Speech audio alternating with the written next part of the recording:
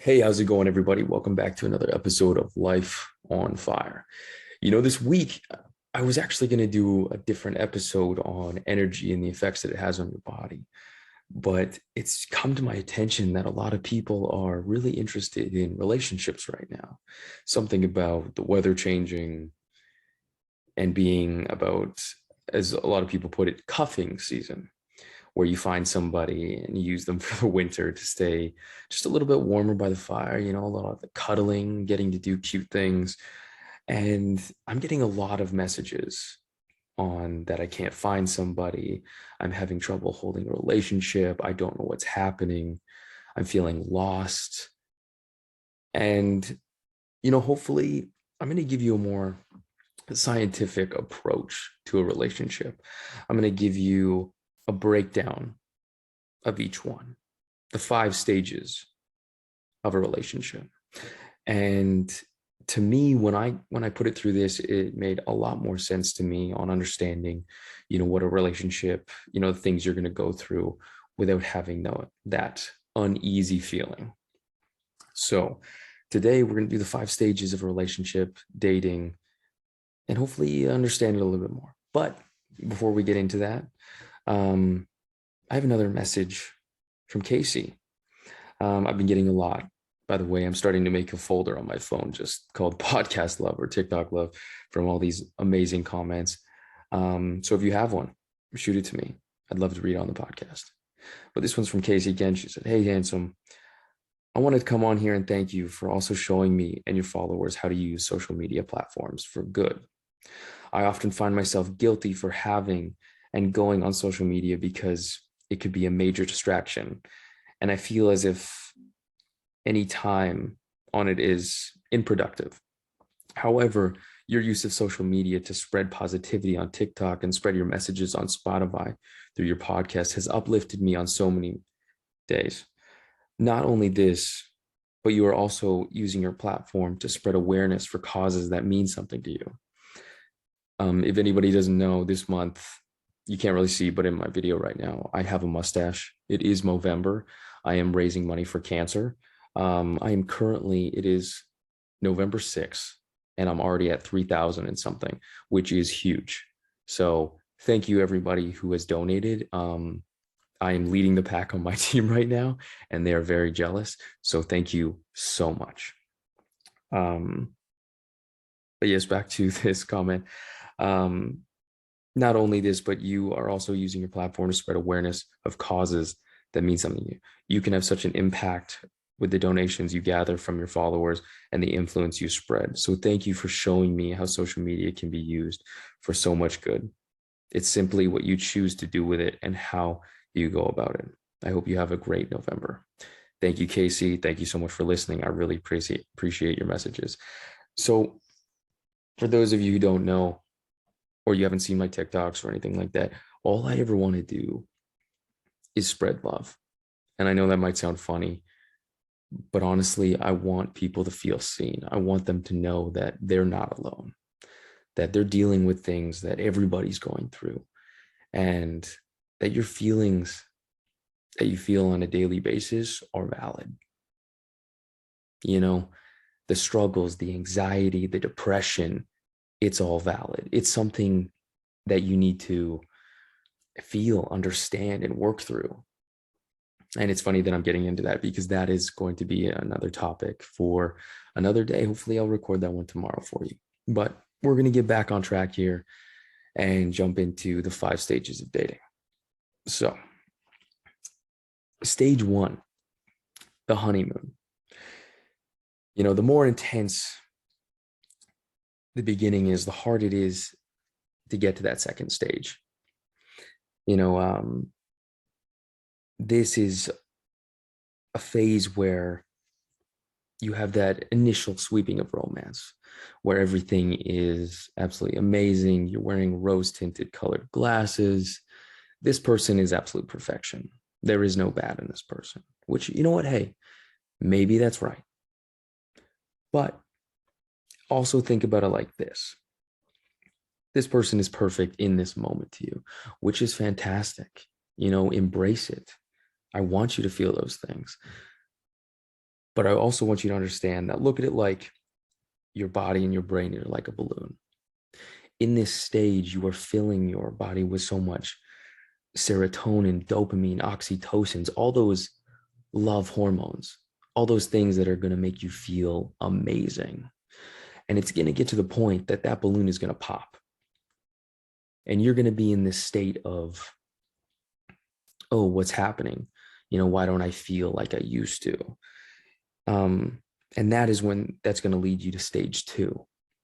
But in the first stage, I want you to enjoy this moment. I want you to be aware about the falling of the next stage. This is going to be intense. You're going to feel these feelings of love.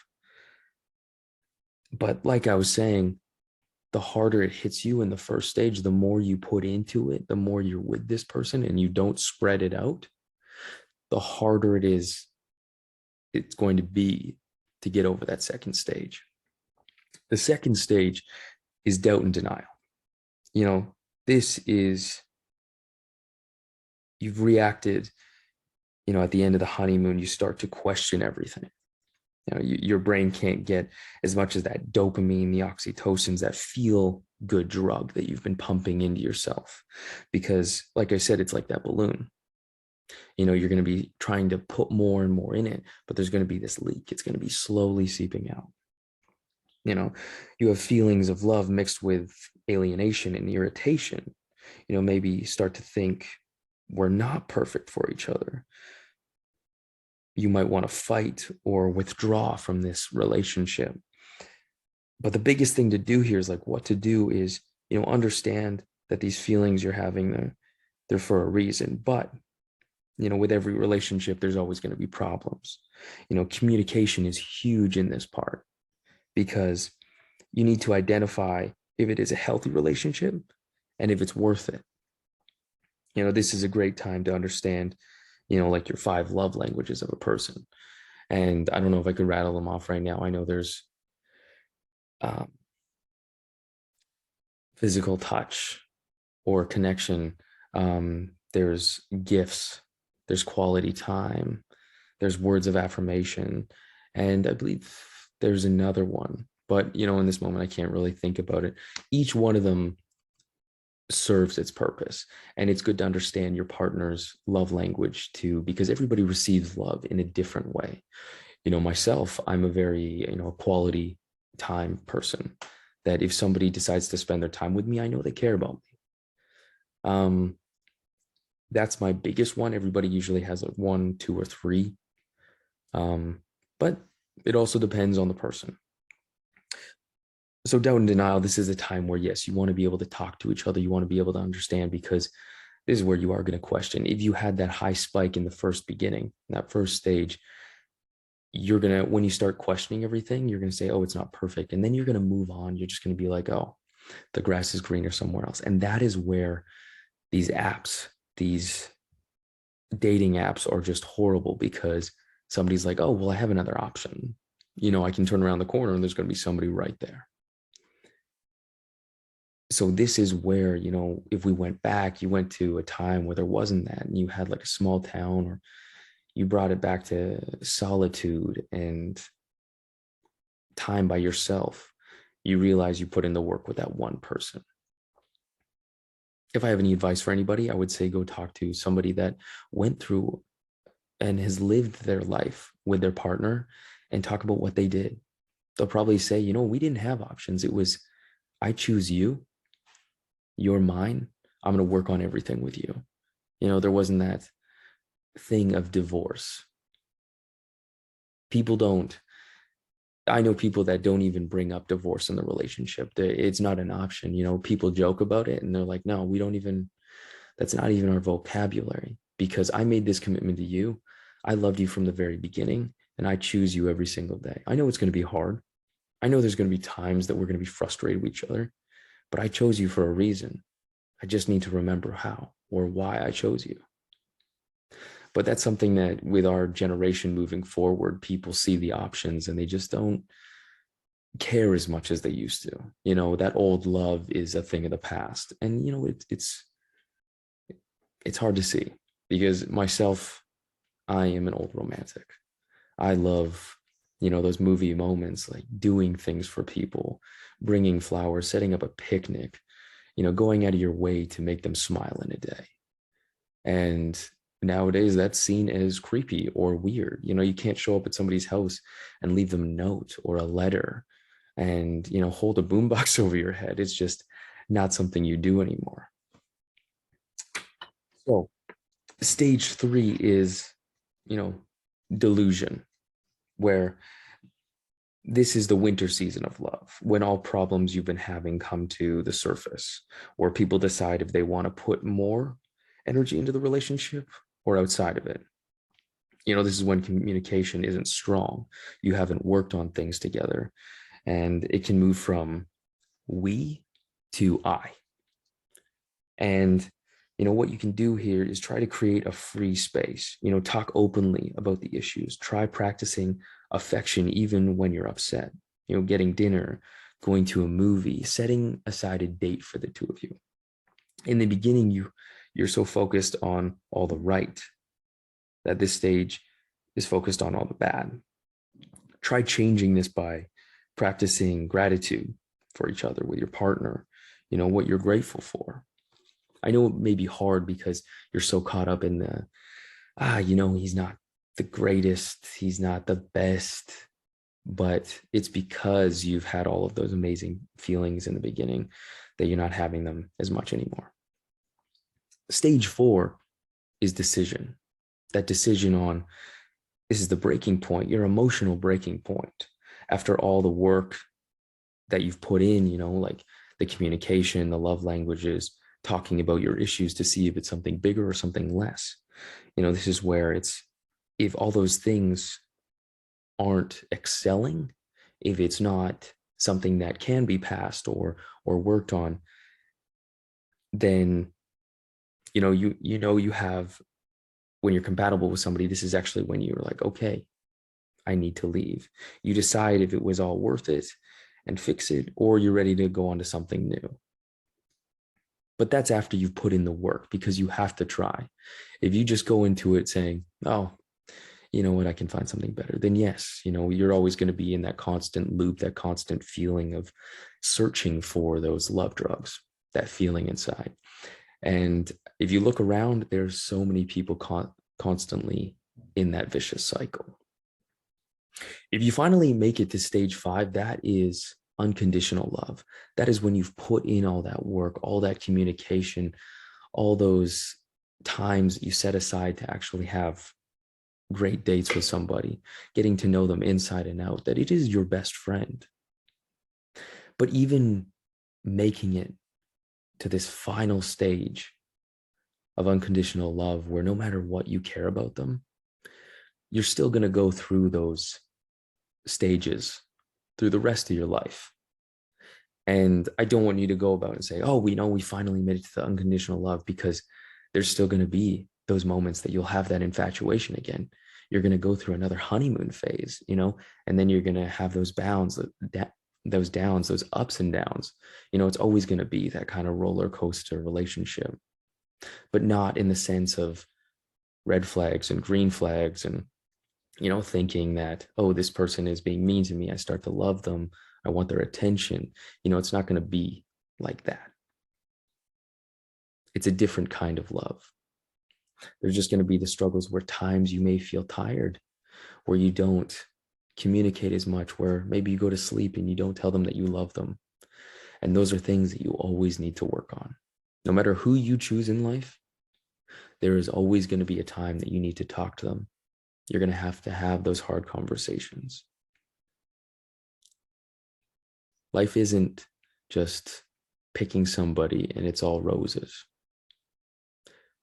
But nowadays, that's what people believe. And you need to get back to the old love. Another thing that I want to talk about is green flags that you probably thought were red. Or sorry, red flags that you probably thought were green. We're going to bring it up right now. So, green flags you probably thought were red. There we go. My bad. When you feel like the relationship is boring, it's actually just healthy. This is for the people who have been in roller coaster relationships with the ups and downs when you find comfort in that toxicity. When you're younger, the you're bred or taught that through, I don't know if anybody's seen these old movies or shows of like the OC or One Tree Hill, and it shows these people of going through these relationships of people yelling at each other all the time, then they're withdrawing, then they're coming back, then they're taking away their love, and it's constantly keeping you on the edge because it's making good TV, but that is not a healthy relationship. Those toxic traits are mistaken for passion. So before you make any big decisions in a relationship, ask yourself, is it boring or is it just healthy and I'm not used to it? Because I think that happens more often than not these days. Yeah, I think a common thing that people hear is if they like you, you'll know. If they don't, you'll be confused. That is something that we hear all the time that we need a reminder of, because you'll be talking to somebody and they're not talking back. And you're like, I don't get it. He said he was busy, but I'm not getting anything. And you don't want to believe that this person isn't interested, because people have a tough time actually talking to people these days. They're so withdrawn that they're not giving a full answer, that they don't want to tell you that they're not interested because they're so afraid of you being upset with them, and they don't have the emotional maturity to even do it themselves. People compare old highlight reels to a fresh relationship.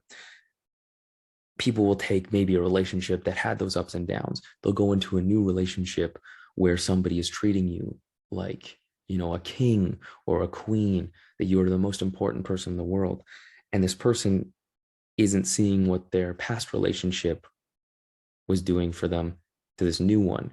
And they're thinking, oh, well, it's not the same. It's not lining up. It's not going to. You can't compare. Ask yourself, what did I argue a lot about in my last relationship and I didn't in this one, or I don't in this one? Because you'll realize that you aren't probably arguing in the new one, and you're thinking, oh wait, is that actually healthy? Is that serving me? When things go wrong, it gets a lot of attention. It's loud. They stand out.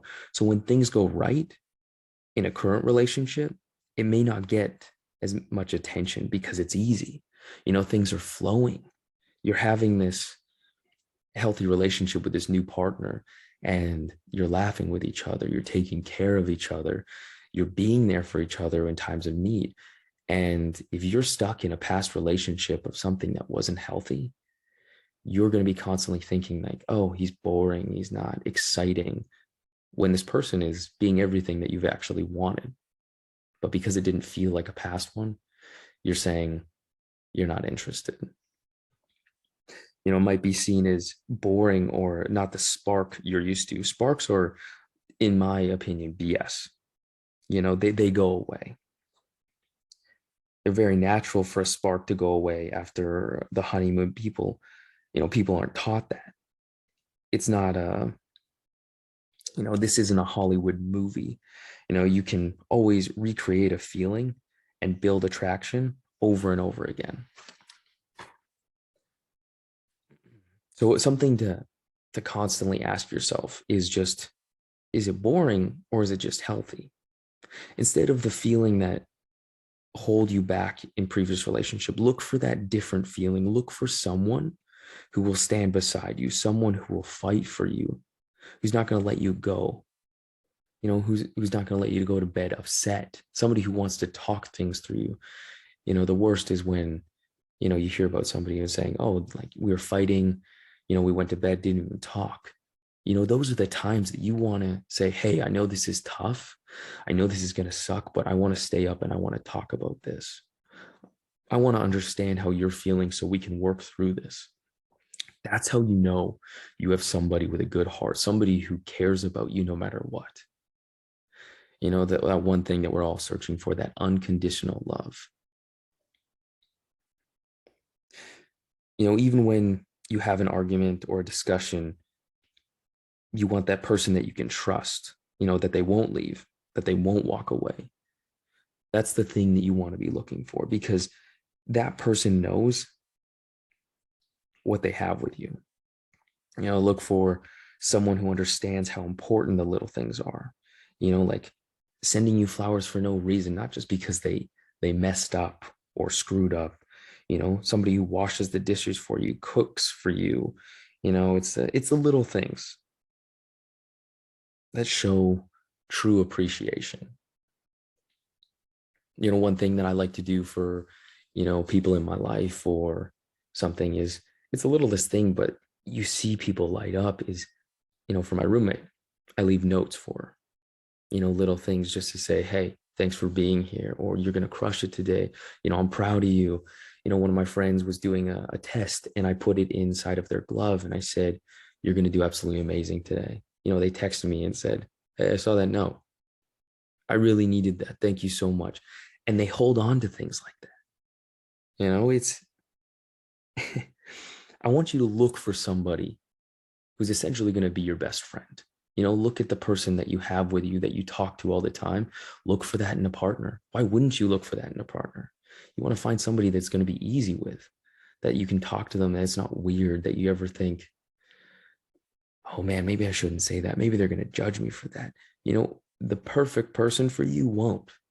They're going to laugh things off with you. They're going to support you in times that you feel absolutely horrible.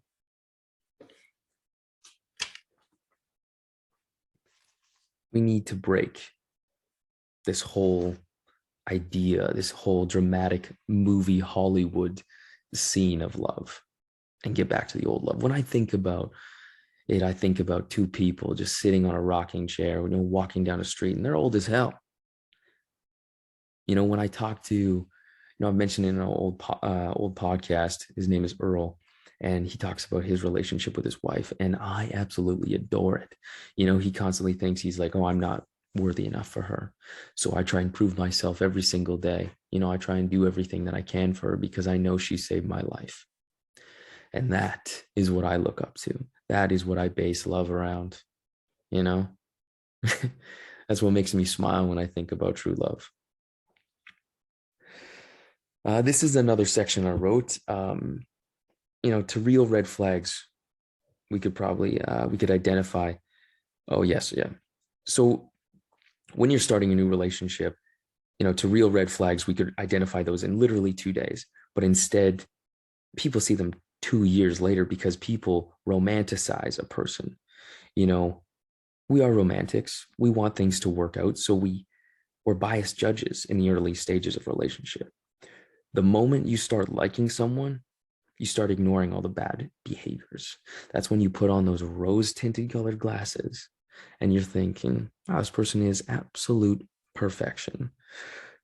But look, if someone isn't accepting you for being kind and being interested in you because you actually treat them like a human being, how they say they want to be treated, because the amount of times somebody will say, I'm looking for this nice guy. I want this person that's going to take care of me.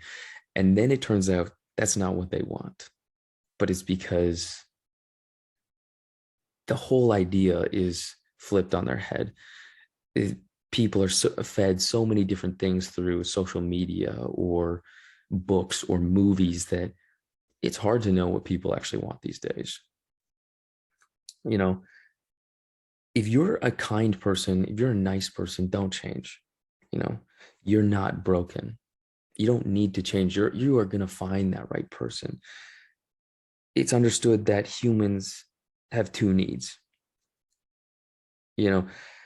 People have, they want to be authentic, to self-express, to be ourselves. The other, we want to belong. Everybody wants to belong to something, be a part of something.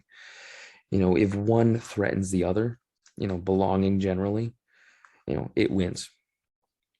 You will turn down who you are fit in. Sorry. You will turn down who you are to fit in just because you want to belong. You will just to be the people you want to be with. But will you be happy? Like, let's say you meet this person And you think in your head that this person wants this other character. So to fit into that idea, you start to pretend to be this other person.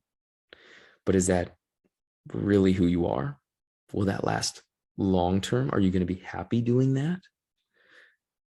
Like you're this person who, this is actually a funny example. I've seen a person who was this, let's say, cookie cutter kind of person who was very kind, sweet, never done drugs, never done anything like that. And she meets this person who's a motorcyclist. He's, wouldn't say a part of a gang, but he's on the edgier side of town. And it's that classic story. She wants to impress him. And she gets tattoos, starts filling up her body, starts partying a lot more. Actually, you know what? This kind of reminds me of Grease, that whole thing, which that kind of is like a toxic relationship. She completely changed to be with him.